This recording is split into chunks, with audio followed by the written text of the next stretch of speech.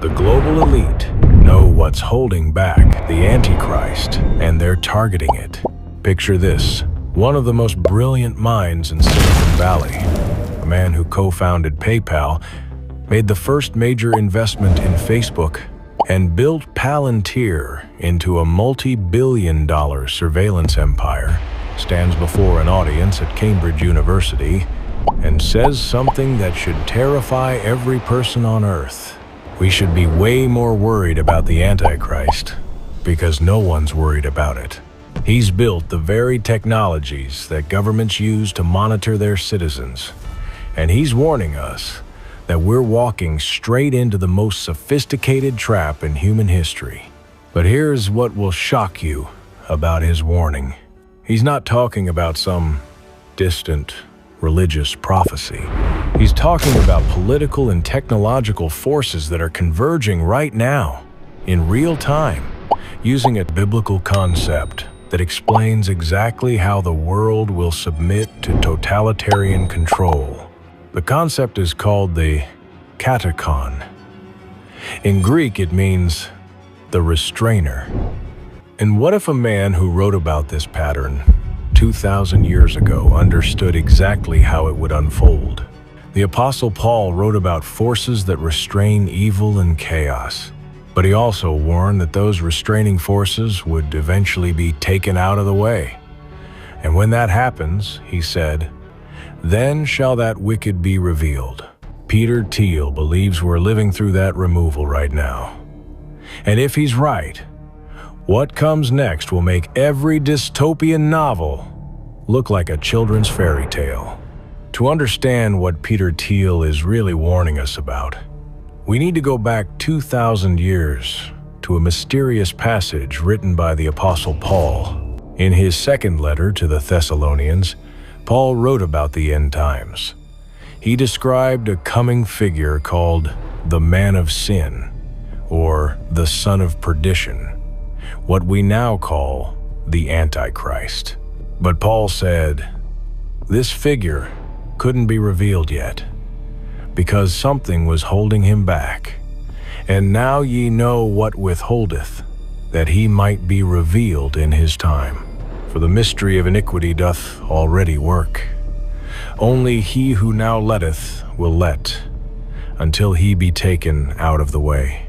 The Greek word Paul used was katakon, the restrainer, something or someone that holds back chaos, prevents the rise of ultimate evil, maintains order, and prevents the collapse of civilization. Some said it was the Roman Empire. Others said it was the Catholic Church. Some believed it was individual Christian leaders or institutions. But Peter Thiel says something interesting. He understands that the katakon isn't just one thing. It's a principle.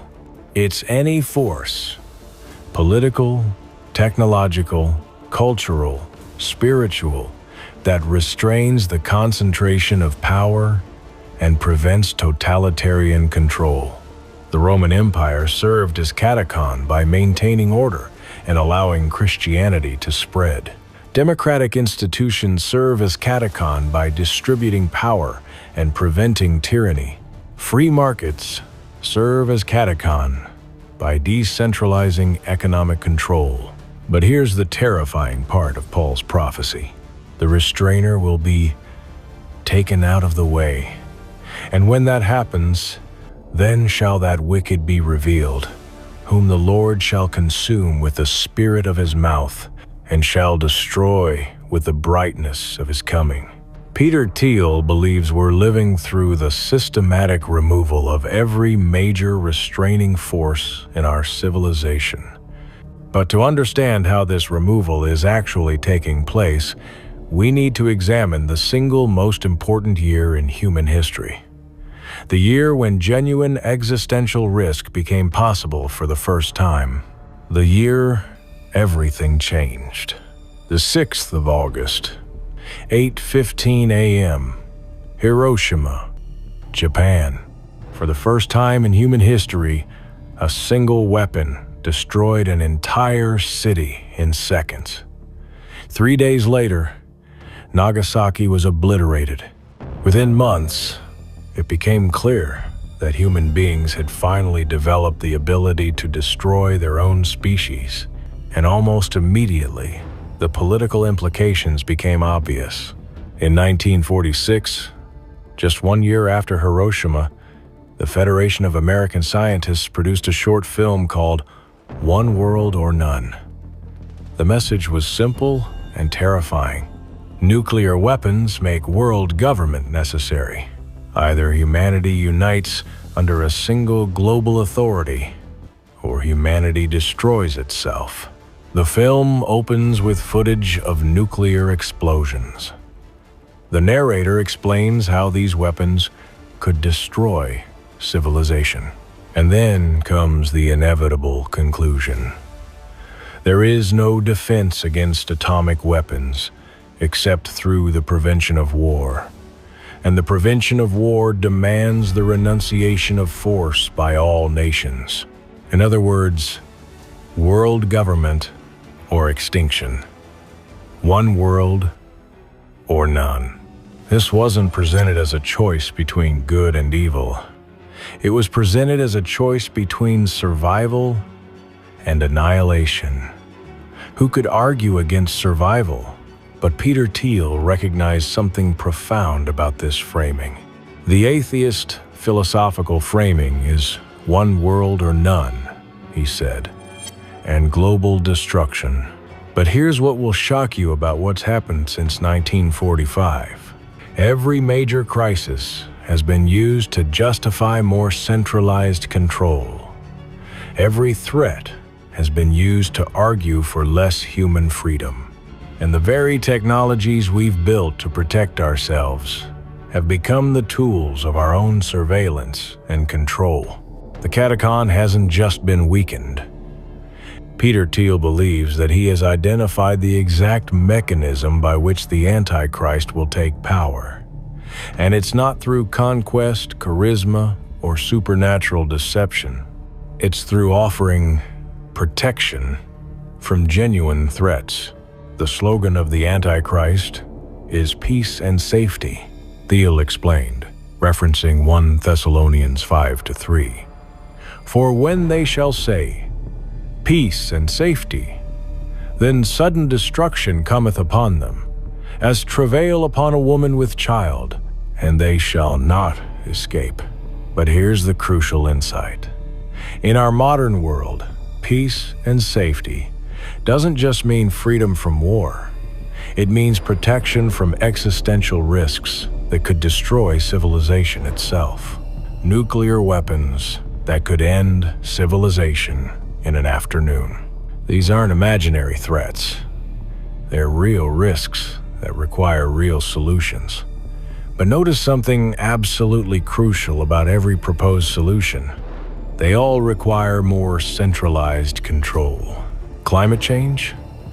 We need global carbon monitoring, international enforcement mechanisms, and worldwide coordination of energy policy. Who provides that? A global authority. Nuclear weapons? We need international oversight of all nuclear technology, global monitoring of weapons programs, and worldwide enforcement of non-proliferation. Who enforces that? A global authority. Do you see the pattern? Every existential risk, no matter how different it appears on the surface, demands the same solution. More global governance, more international coordination, more worldwide monitoring, more centralized control. The default political solution people have for all these existential risks is one world governance, Thiel observed. What do you do about nuclear weapons? We have a United Nations with real teeth that controls them. What do we do about AI? We need global compute governance.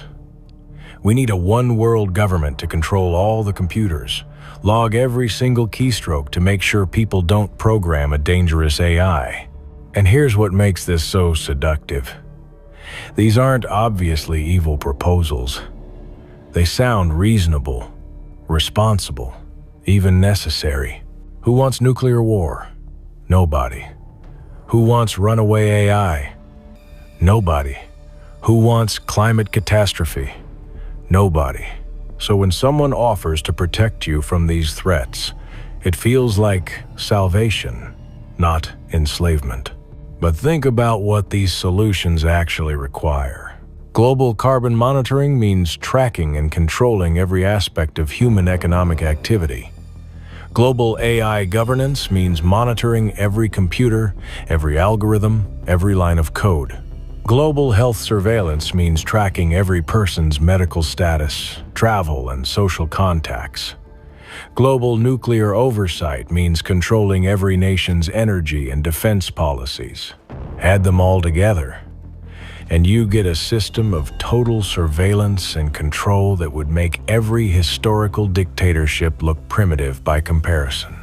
And it's all justified by the promise of peace and safety. But there's something even more disturbing about this pattern that most people miss. Here's where Peter Thiel's warning becomes deeply personal. The man warning us about technological control helped build the very systems that make that control possible. Thiel co-founded PayPal, which pioneered digital financial surveillance. He was the first major investor in Facebook, which became one of the largest data collection operations in human history. He built Palantir into a multi-billion-dollar company that helps governments track and monitor their citizens. When asked about this apparent contradiction, Thiel didn't dodge the question. Look, there are all these different scenarios. I obviously don't think that that's what I'm doing. But then, he made a crucial point. You can't just retreat to a monastery. This is the dilemma of our time. The same technologies that enable freedom also enable control. The internet that allows you to access information also allows governments to monitor your activities. The smartphones that connect you to the world also track your every movement.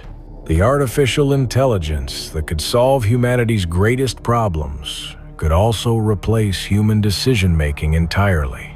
We're trapped in what Thiel calls a technological double-bind. We need technology to solve the problems that technology created. But every technological solution creates new problems that require more technological solutions. Consider artificial intelligence. AI could revolutionize medicine, education, and scientific research. It could eliminate poverty, solve climate change, and extend human lifespans. But it could also eliminate jobs, concentrate power, and make human beings obsolete. So, what's the proposed solution? More AI to control AI. Global AI governance systems that use artificial intelligence to monitor artificial intelligence development. Meta-surveillance systems that watch the surveillance systems. Each layer of technological control justified by the need to control the previous layer. It's not random. It's not accidental. It's the inevitable result of what happens when you try to solve human problems through purely technological means. One of the key failures of totalitarianism in the 20th century was it had a problem of knowledge, Thiel explained. It couldn't know what was going on all over in the world. So you need the AI, or whatever else, to be capable of helping the peace and safety totalitarian rule. Think about what that means. Previous dictatorships failed because they couldn't monitor and control everyone simultaneously. They didn't have the technological capability to implement total surveillance. We're building that capability right now. Not because we want to create a dictatorship, but because we want to solve problems, prevent pandemics, fight climate change. But every solution we build makes the next level of control possible. And every level of control makes the next crisis more likely to be solved through even more control. We're not just building the infrastructure for the one-world state. We're building it while convincing ourselves we're doing it for good reasons. There are 10 prophetic consequences that will follow the complete collapse of restraint. Consequence number 1. The Antichrist will be revealed. And then shall that wicked be revealed. Right now, the Antichrist is hidden. He may be alive. He may already be rising through political or global systems, but he cannot fully emerge until the restraint is gone. The moment it collapses, he steps forward with peace, with promises, with deception, and the world will follow him. The restraint is the only thing standing between us and the rise of the most dangerous man in history. The Antichrist will come with counterfeit miracles, signs, and wonders so strong that many will believe he is a savior. Consequence number 2. Global delusion will take over. God shall send them strong delusion that they should believe a lie. 2 Thessalonians 2:11. Once the restraint is removed, truth will vanish. Logic will crumble. Right and wrong will flip. And the masses will believe the lie. Not just a little lie. A massive deception that controls minds, media, politics, and religion. What lie could be so strong that people would choose it over truth even in the face of chaos? It won't feel like deception. It will feel like unity. Progress, peace, until it's too late. Consequence number 3. The rise of the one-world religion. The Bible shows that a false prophet will rise alongside the Antichrist. He causeth the earth to worship the beast. Revelation 13:12. A new religion will spread, one that looks spiritual, one that sounds loving, one that includes everyone except the truth. It will demand loyalty. It will look peaceful on the outside, but it will be a trap for souls. This new religion won't deny God, it will redefine him. Major world leaders and religious figures are already calling for a global faith alliance to unite humanity under one spiritual umbrella. When restraint falls, worship won't disappear. It will be redirected. Consequence number 4. The mark of the beast system will begin. No man might buy or sell, save he that had the mark. Revelation 13:17. The mark becomes mandatory. You won't be able to buy food, pay rent, travel, or even work without full allegiance to the beast. Could the technology for this system already be in place? And are people already being conditioned to accept it? Biometric payment systems, digital IDs, and AI surveillance tools are already in development across every major continent. The mark won't start with force. It will start with fear, then control. Consequence number 5. Massive persecution of believers. They will stand alone. The Antichrist will hunt them. They will be arrested, beaten, killed. They love not their lives unto the death. Revelation 12:11. These believers will be bold, but they will suffer. Would you still follow Jesus if it cost you everything? Today, over 360 million Christians already live in places where persecution is severe. Imagine that. multiplied across every nation. When the restrainer is removed, the true cost of faith will be revealed. Consequence number 7. A global war unlike anything before. Nation shall rise against nation. Matthew 24-7. The Bible describes warfare that shakes the planet. Armies marching from the east, invasions into Israel, famines, plagues, and death. And without restraint, no nation will hold back. Nuclear weapons, bioweapons, drones, cyber attacks. The beast will thrive on war, and peace will vanish. Without the Holy Spirit's hand, earth becomes a battlefield. From spiritual collapse to political collapse to global war.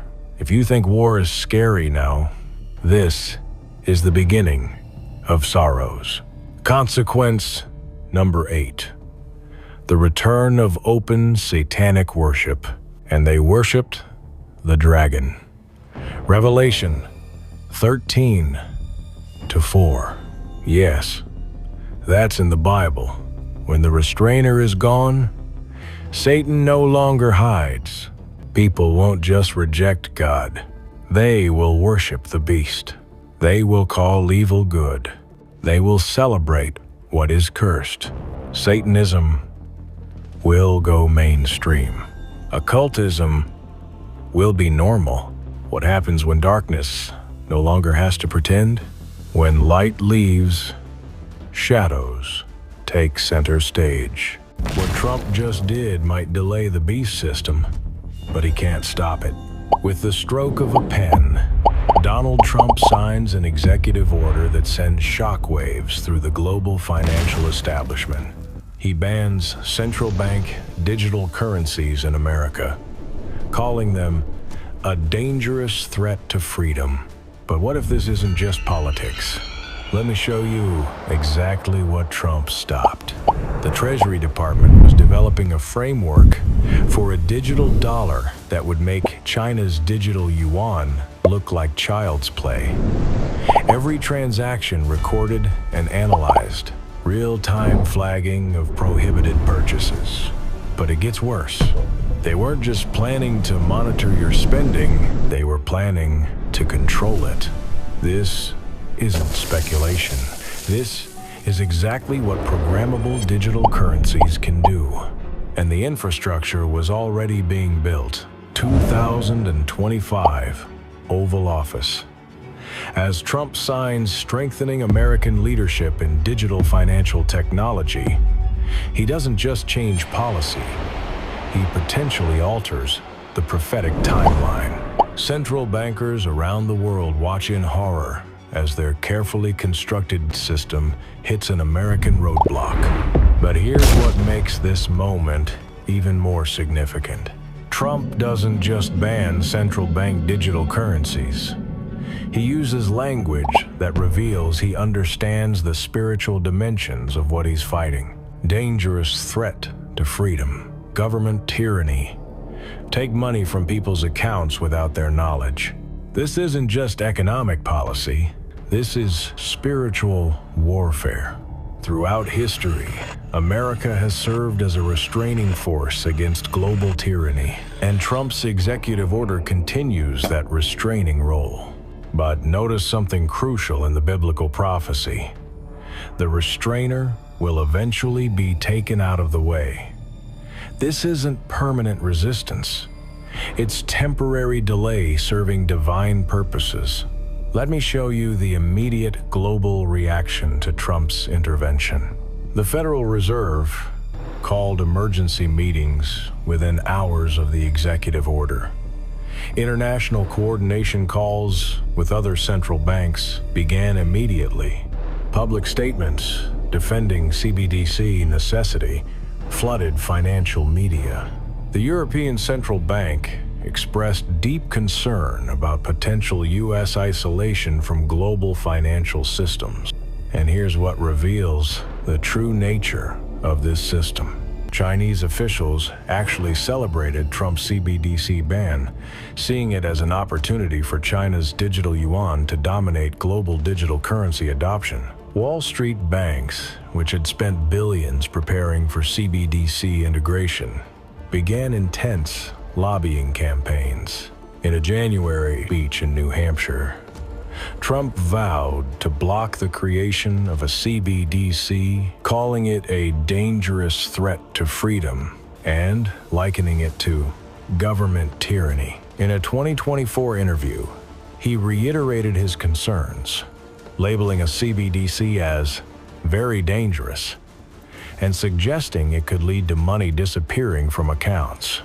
He also expressed intentions to codify a CBDC ban into law. Trump signed an executive order which explicitly prohibits U.S. agencies from establishing, issuing, or promoting CBDCs, citing risks to financial stability, individual privacy, and U.S. sovereignty. The order also revoked President Biden's 2022 Executive Order 14067. In the Old Testament, God used rulers like Cyrus to accomplish his purposes and protect his people. Isaiah 45:1 calls Cyrus his anointed. Could Trump be serving a similar role? A flawed human instrument being used by God to delay the prophetic timeline and protect his people? Because while Trump has delayed the beast system, the Bible reveals how the globalists will ultimately work around American resistance, and it's more shocking than you think. However, even with Trump's efforts, there are 10 reasons the Antichrist will rise despite global resistance. Reason 1. Global instability creates desperation. The 15th of September, 2008, Lehman Brothers collapsed, and within hours, the global financial system nearly came to a complete halt. But what happened next should terrify anyone who understands prophecy. World leaders didn't just call for national solutions. They called for global coordination, global oversight, global financial systems, and millions of desperate people who had lost their homes, their savings, their futures. They supported it. Here's why this matters. Revelation 13:17 describes a time when no one can buy or sell except one who has the mark of the beast, or the name of the beast, or the number of his name. For centuries, people wondered how this could be possible. How could one person control the entire global economy? But 2008 showed us something crucial. When people are desperate enough, they'll accept any solution, even if it means giving up economic freedom. And here's what's happening right now that most people aren't paying attention to. We're transitioning to digital currencies and cashless payment systems faster than ever before. Central bank digital currencies, CBDCs, are being implemented in countries around the world. But this is just the beginning. Because economic desperation doesn't just make people accept financial control, it makes them crave strong leadership.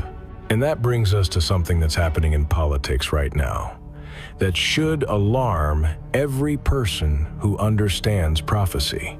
But before we explore that, you need to understand how the second reason is already reshaping reality itself. Reason 2, mass deception. In 2016, something unprecedented happened. For the first time in human history, information moved faster than truth. Social media algorithms could spread a lie to millions of people before fact-checkers could even identify it. But here's what most people missed. This wasn't just a technological shift. It was a prophetic fulfillment. And for this reason, God will send them strong delusion that they should believe the lie. Notice Paul doesn't say lies, plural. He says the lie, singular.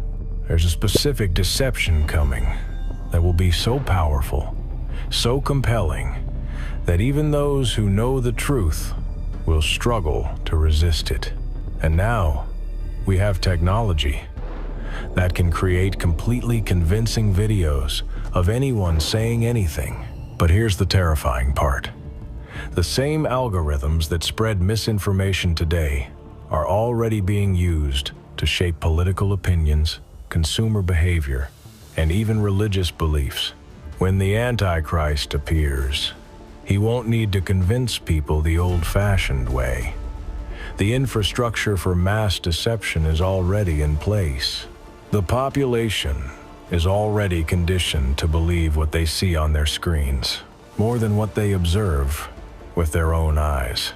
And this connects directly to our third reason, which explains why even religious communities won't be able to resist.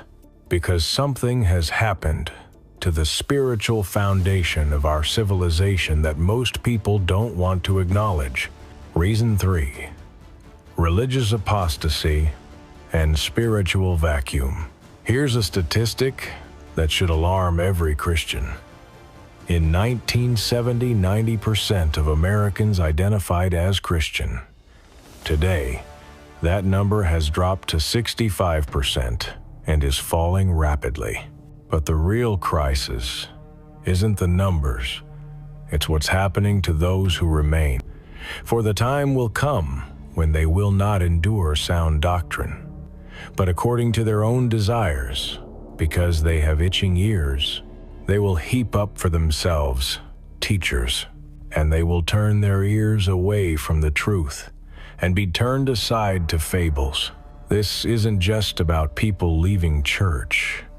This is about the church itself abandoning biblical truth in favor of messages that make people feel good.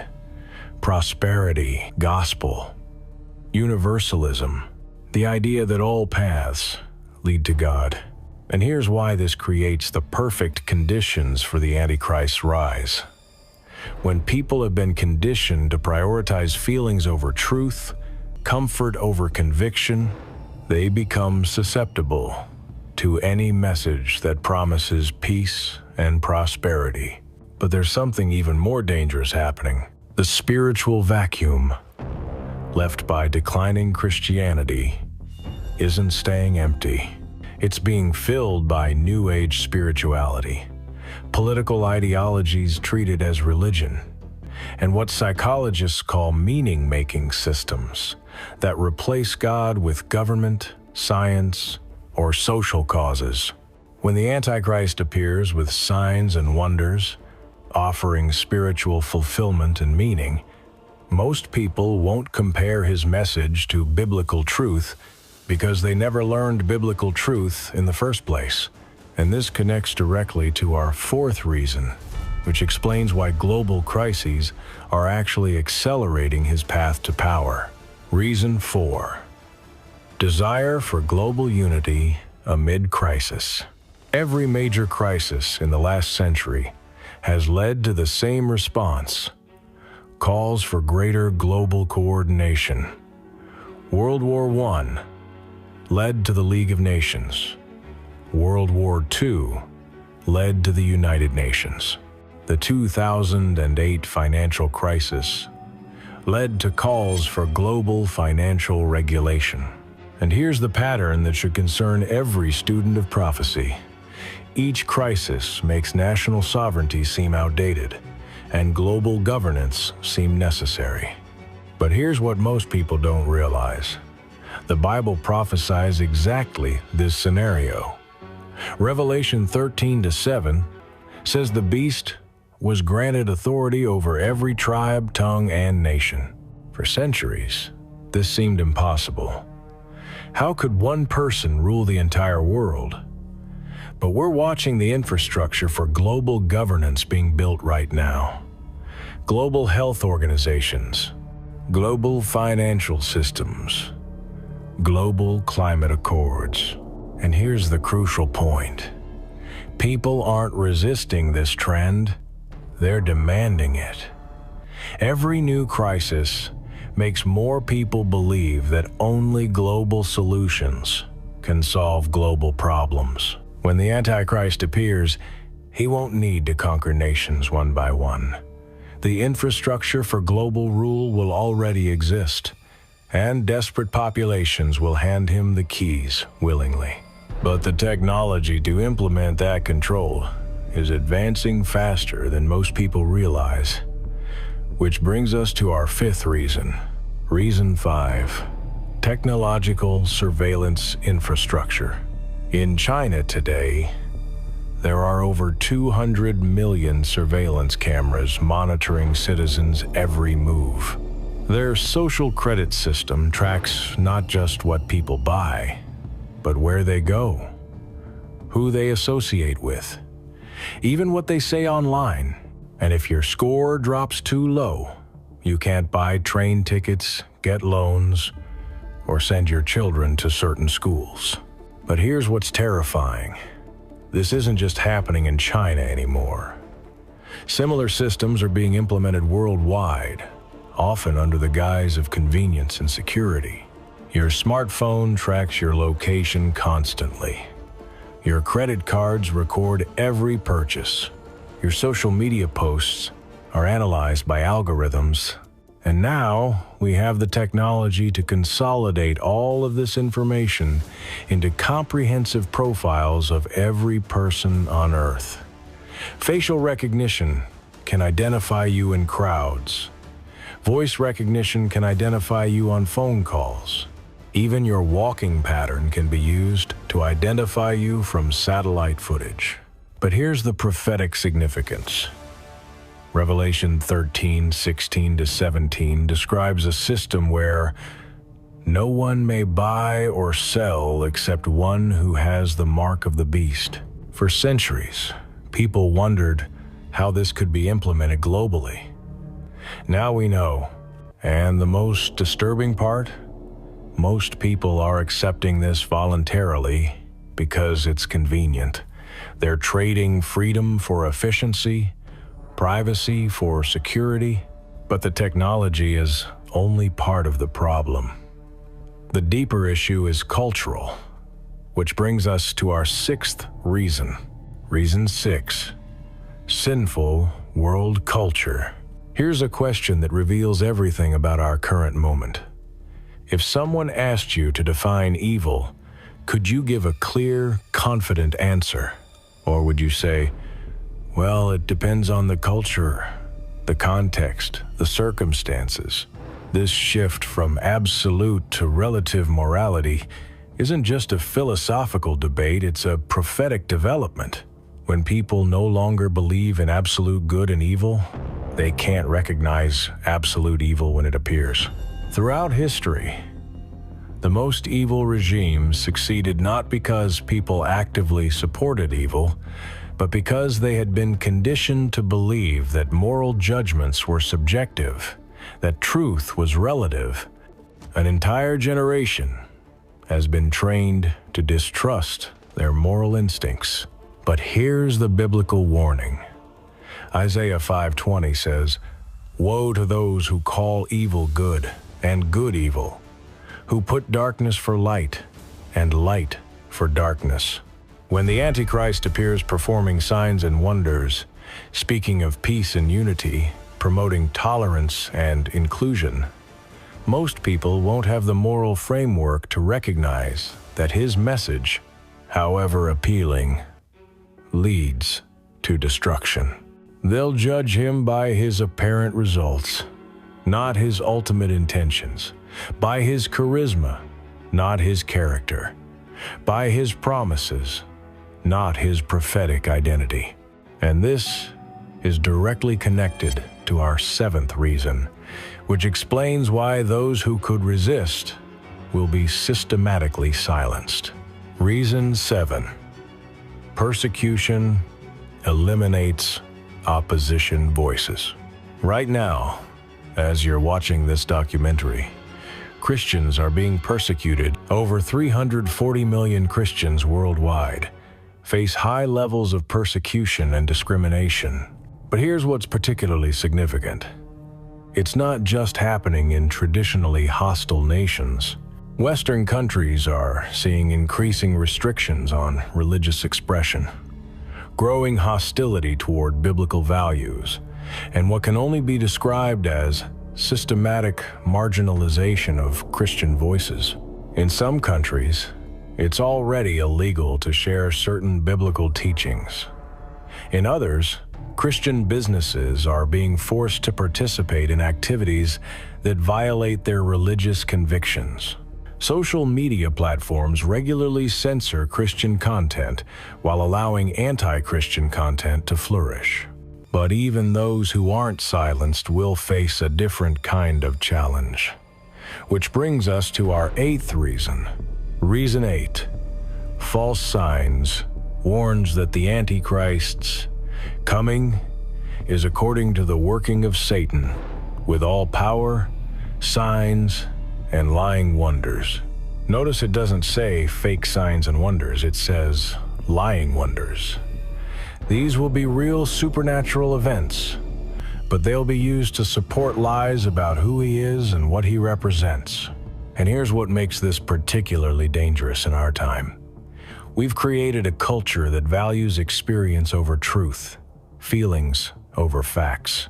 People are more likely to believe something if it makes them feel good than if it's actually true. Jesus himself warned that these deceptions would be so convincing that, if it were possible, even the elect would be deceived.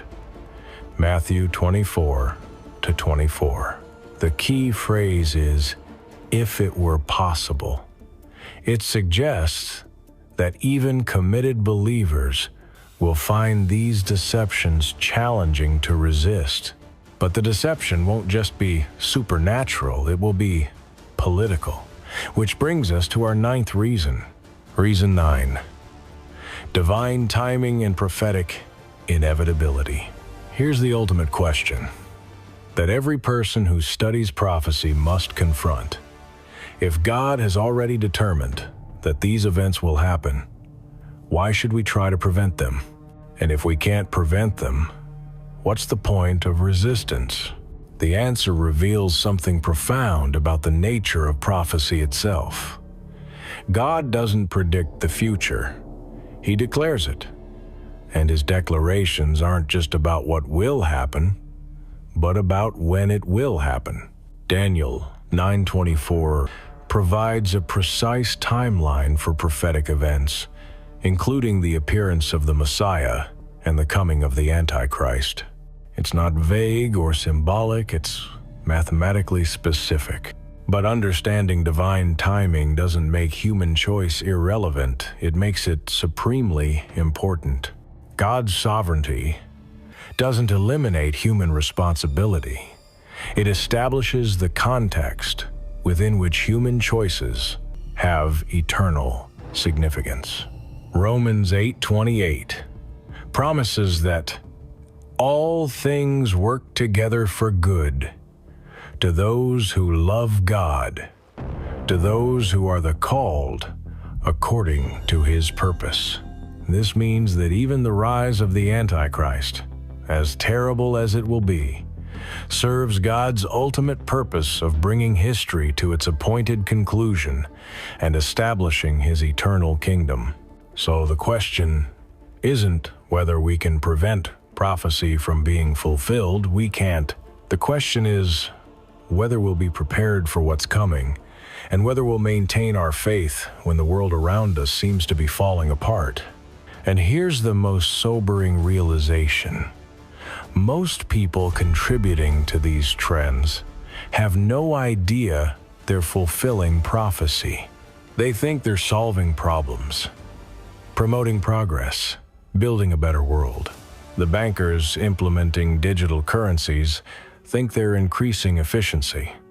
The politicians promoting global governance think they're preventing conflicts. The technologists building surveillance systems think they're improving security. Even many of the people resisting these trends are doing so for the wrong reasons, with the wrong methods, which leads us to a disturbing paradox.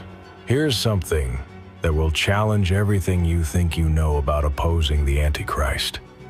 Much of what people call resistance is actually accelerating his rise to power. Every time someone tries to fight these prophetic developments using worldly methods, politics, activism, they create more chaos, more division, more demand for the strong leadership that the Antichrist will provide. But it does mean we need to understand what kind of resistance actually matters in the end times. To find out, click here. Trump just passed 3 crypto laws. Could one be the beast system? 3 significant crypto-related bills were passed by the U.S. House of Representatives on July 17, 2025, during what was dubbed Crypto Week. These bills, which mark a historic step toward federal regulation of digital assets. The first is the Genius Act. It establishes the first federal regulatory framework for stablecoins. The law is seen as a milestone, legitimizing stablecoins and encouraging adoption by major institutions like J.P. Morgan Chase, Bank of America, and potentially retailers like Walmart and Amazon. The second was a Clarity Act. It creates a framework for digital assets.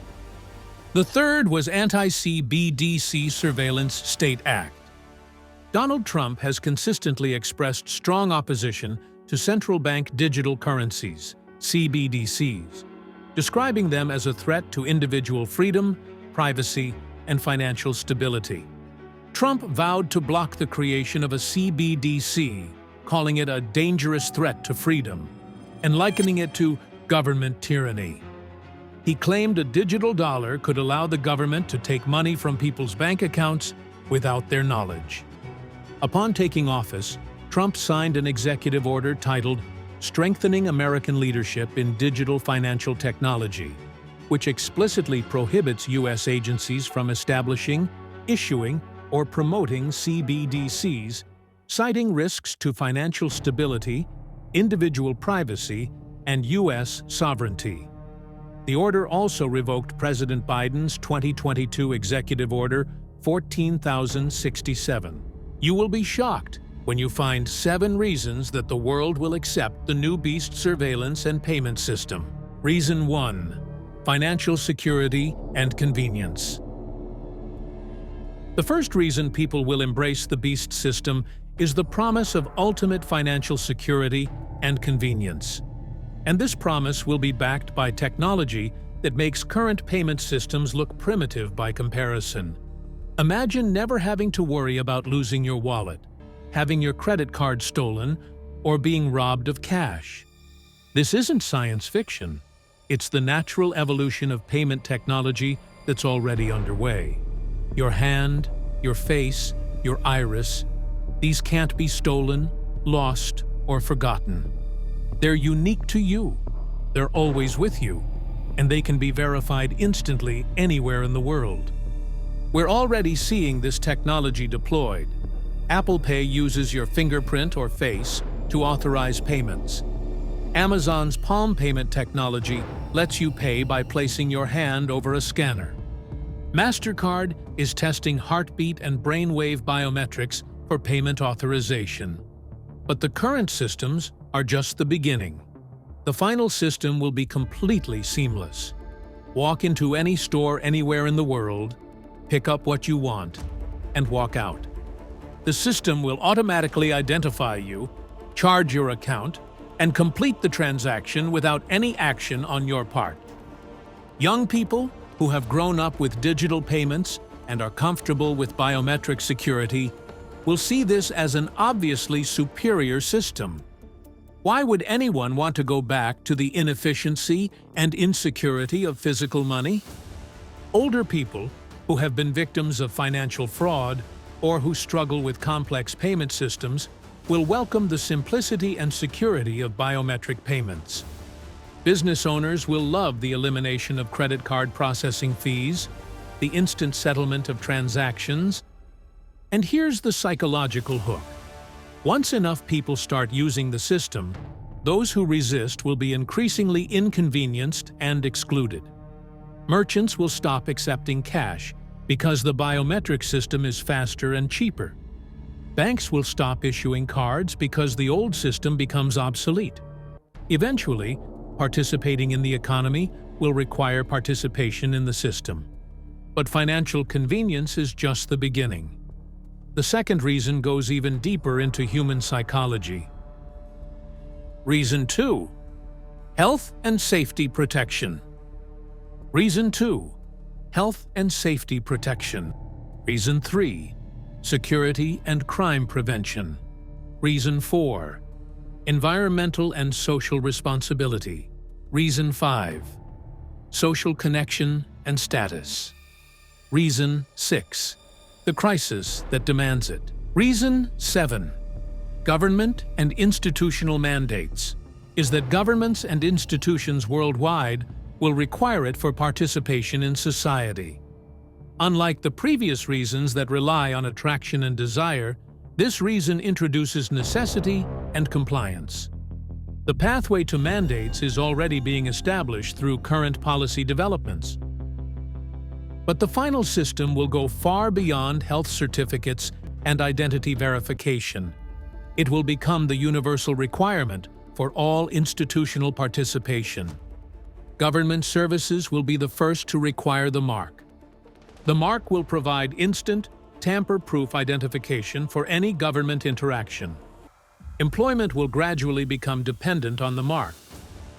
Eventually, hiring someone without the mark will seem as outdated as hiring someone without a phone number or email address. Small businesses will be incentivized to require the mark through reduced insurance premiums, simplified tax reporting, and streamlined operations. Cash transactions will become so inconvenient and expensive that most businesses will refuse to accept them. Professional licensing boards will require the mark for license renewals and continuing education.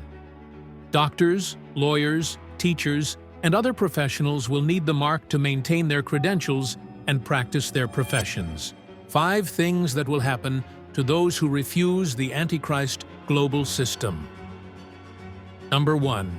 You will be cut off from the system. The first thing that will happen when you refuse the Antichrist's global system is instant disconnection. Not a slow phase out.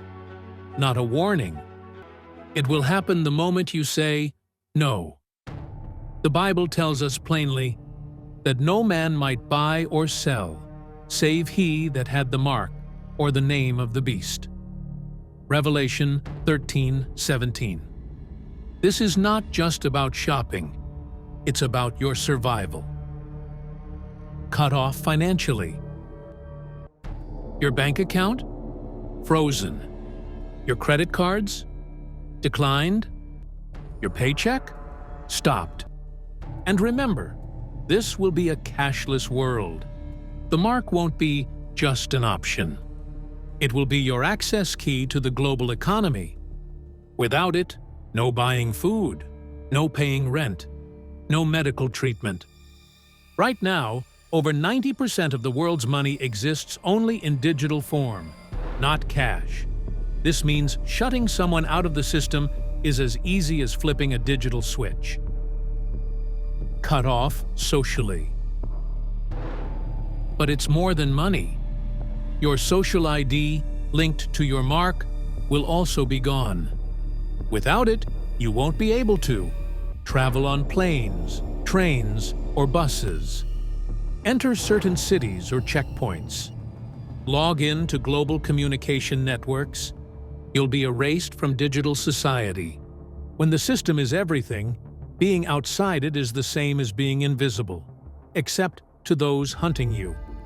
And here's what most people miss. Being cut off doesn't just hit your wallet. It hits your mind. The fear of hunger, the fear of watching your family go without, the fear of being marked as dangerous to the public. The system will use this pressure to break you without touching you. You'll remember the days when you could swipe a card or tap a phone to buy food. The mark won't just be a payment method, it will be your tracking device. Refuse it, and you'll be flagged. Every checkpoint, every camera, every biometric scan will alert the system. This one is outside.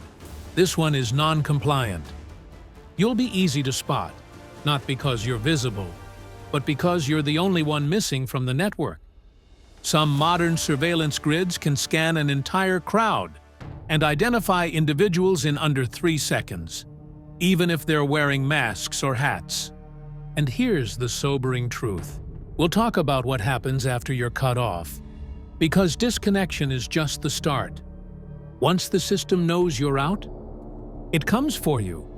Refusing the Antichrist system will feel like cutting your own lifeline, because the system will make sure you believe there's no life outside of it. But is that really true? Or is there a life beyond the beast's control that the system doesn't want you to know about? We'll find out in the next step. Number 2, you will be hunted and exposed. When you refuse the Antichrist's global system, you don't just opt out. You become a target. The Bible is crystal clear, and that as many as would not worship the image of the beast should be killed. Revelation 13:15. This isn't just about being ignored or canceled, it's about being pursued. At first, it will feel like the system is simply flagging you. Your account stops working. Your ID doesn't scan. You get a notice. Non-compliant citizen. But then, the pressure escalates. Your name appears on lists. Your photo flashes on public billboards. People are told you are a danger to peace and safety. The moment you say no to the beast, you step onto a watch list that never sleeps. And here's the worst part. It won't just be soldiers hunting you. It will be your own neighbors. The Antichrist's propaganda will convince the world that anyone who refuses the system is selfish, hateful, and dangerous to society. The people you used to trust will become informants, and they'll believe they're doing the right thing. Jesus warned, "And ye shall be hated of all men for my name's sake." Matthew 10:22. Even today, in some nations, neighbors and even family members are paid rewards to report non-compliant citizens to authorities. Facial recognition systems can scan thousands of faces in a crowd in seconds. We are already living in a prototype of the Antichrist's hunt. If your face could be tracked from the moment you leave your home, where would you go? How would you hide? At first, you think you can keep moving. You find shelter with other believers. You keep your head down. But every day, the net closes in. Drones sweep rural areas. Digital checkpoints are placed at every road. Thermal imaging spots you even in darkness. And then, the knock at the door. Your heart pounds. You know they've found you. You hear the voice of a friend outside. But when you open the door, soldiers are standing there.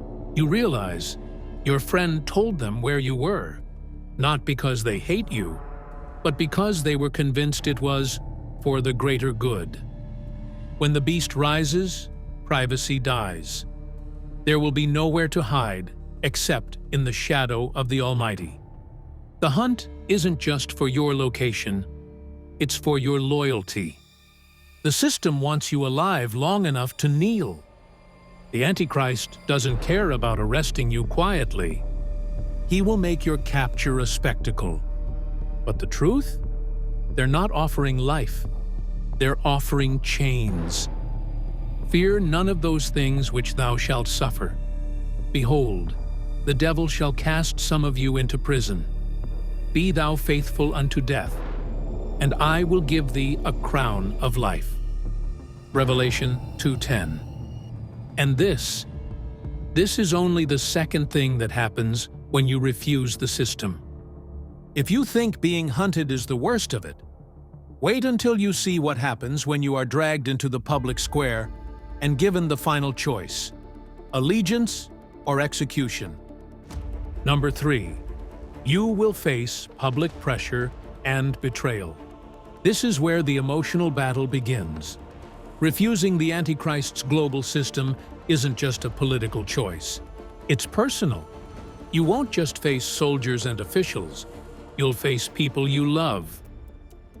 In the final days, loyalty will no longer be measured by love. It will be measured by compliance. Picture this. Your neighbor comes over, not to share food, but to ask why you haven't taken the mark. At first, it's curiosity. Then it's concern. Then it's accusation. You try to explain, it's not just about buying and selling. It's about worship. It's about allegiance. But the more you talk, the more their face changes. They can't understand why you'd risk everything for a belief they see as outdated. Now imagine this. Not just in one country, but worldwide. The people around you will tell you, it's just a mark. God will understand. But will He? The last voice you hear before you die might be temptation whispering, just give in. The Bible makes it clear. If any man worship the beast and his image and receive his mark, the same shall drink of the wine of the wrath of God. Revelation 14:9-10. There's no middle ground, no second chance after this. Your body will want to survive.